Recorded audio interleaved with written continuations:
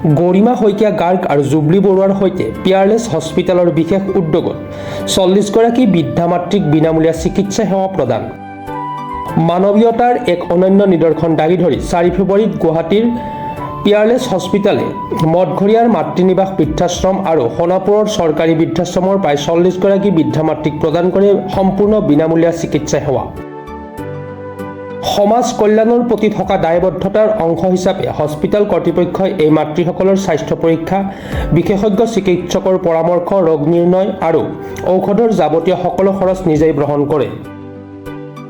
গৰিমা শইকীয়া গাৰ্গৰ নেতৃত্বত গ্ৰহণ কৰা এই বিশেষ পদক্ষেপৰ জৰিয়তে বৃদ্ধা মাতৃসকলৰ প্ৰয়োজনীয় চিকিৎসা সেৱা আগবঢ়োৱাৰ ব্যৱস্থা কৰা হয়। পিয়াৰলেছ হস্পিটেল গুৱাহাটীৰ এই কাৰ্যসূচীলৈ পূৰ্ণ সহযোগিতা আগবঢ়াই মাতৃসকলৰ অহা যোৱাৰ বাবে পৰিবহণ ব্যৱস্থা কৰাৰ লগতে বিনামূলীয়া পৰামৰ্শ, ডায়েগনষ্টিক সেৱা আৰু ঔষধ যোগান ধৰে। হস্পিটেলখনৰ এজন নিৰ্দিষ্ট বিশেষজ্ঞ চিকিৎসক আৰু কাৰিকৰী কৰ্মীয়ে এই মাতৃসকলৰ স্বাস্থ্য পুংখানুপুংখ পৰীক্ষা সম্পন্ন কৰে। স্বাস্থ্য পৰীক্ষাৰ অন্তত ৰোগ নিৰ্ণয় কৰি প্ৰতিগৰাকী হিতাধিকাৰীকে প্ৰয়োজনীয় চিকিৎসা আৰু ঔষধ সম্পূৰ্ণ বিনামূলীয়াকৈ প্ৰদান কৰা হয়। এই উদ্যোগৰ সন্দৰ্ভত পিয়াৰলেছ হস্পিটেল গুৱাহাটীৰ মুখ্য কাৰ্যবাহী বিষয়া ডক্টৰ গৌতম কুমাৰ দাসে কয়, পিয়াৰলেছ হস্পিটেল গুৱাহাটীয়ে সদায় বিশ্বাস কৰে যে সমাজৰ প্ৰতিটো শ্ৰেণীৰ লোকৰে মানৱসম্পন্ন স্বাস্থ্য সেৱাৰ ওপৰত অধিকাৰ আছে।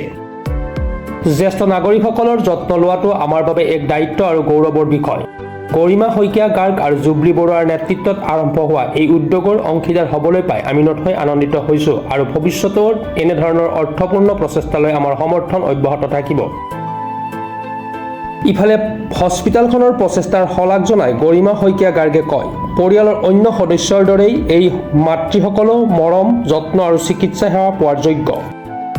এই কাৰ্যসূচী সফল কৰি তোলাৰ ক্ষেত্ৰত পিয়াৰলেছ হস্পিটেল গুৱাহাটীয়ে আগবঢ়োৱা সৰ্বাত্মক সহযোগিতাৰ বাবে মই তেওঁলোকৰ ওচৰত গভীৰভাৱে কৃতজ্ঞ।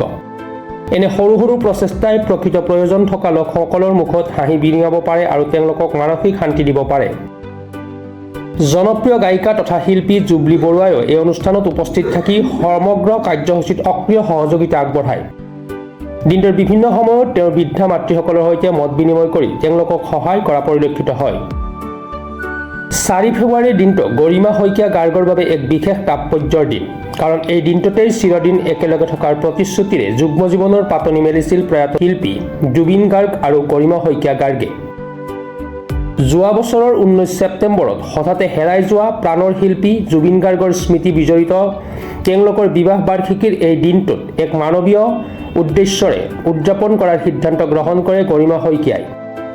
সেয়েহে এনে এক সমাজ সেৱামূলক কাৰ্যত দিনটো উৎসৰ্গা কৰি তেওঁ ইয়াক স্মৰণীয় কৰি তোলে। জ্যেষ্ঠ নাগৰিকসকলক, বিশেষকৈ বৃদ্ধাশ্ৰমৰ নিবাসীসকলক মৰ্যাদাপূৰ্ণ স্বাস্থ্য সেৱা নিশ্চিত কৰাৰ ক্ষেত্ৰত গ্ৰহণ কৰা এই পদক্ষেপক সকলোৱে ভূয়সী প্ৰশংসা কৰিছে। পিয়াৰলেছ হস্পিটেল গুৱাহাটীয়ে অনাগত দিনত এনেধৰণৰ জনহিতকৰ কাৰ্যসূচীৰ জৰিয়তে সমাজৰ সেৱা কৰি যাব বুলি পুনৰবাৰ নিজৰ প্ৰতিশ্ৰুতি ব্যক্ত কৰে।